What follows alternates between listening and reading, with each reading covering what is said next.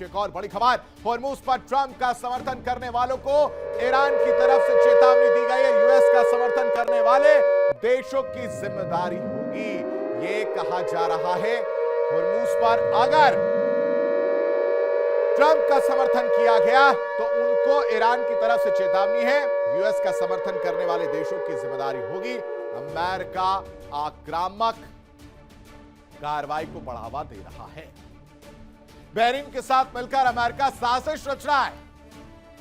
Bahrain समर्थित प्रस्ताव दिखाकर अमेरिका गुमराह कर रहा है और इस वजह से कहानी क्या आ रही है दर्शकों, वो ये, भाई साहब साथ मत दीजिएगा। अगर आपने साथ दिया, होर्मुज पर ट्रंप के साथ अगर आप लोग खड़े रहे तो हमला किया जाएगा।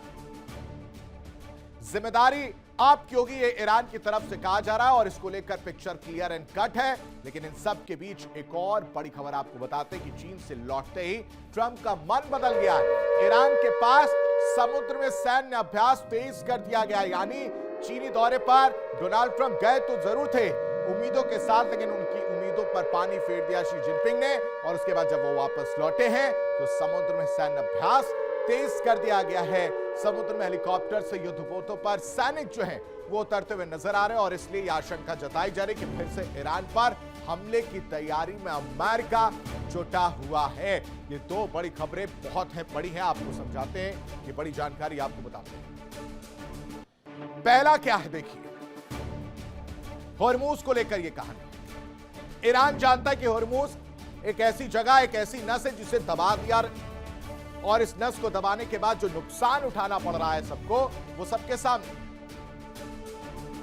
सबकी हालत खराब है, महंगाई अपने चरम सीमा पर है, तेल से लेकर एलपीजी तक हर चीज को लेकर परेशानी का सामना करना पड़ रहा है और इस वजह से अमेरिका परेशान है। अमेरिका होर्मुज को लेकर लोगों का समर्थन जुटाने का प्रयास कर रहा है और उसको लेकर चेतावनी दी गई है ईरान की तरफ से कि ऐसा भूलकर भी मत करना।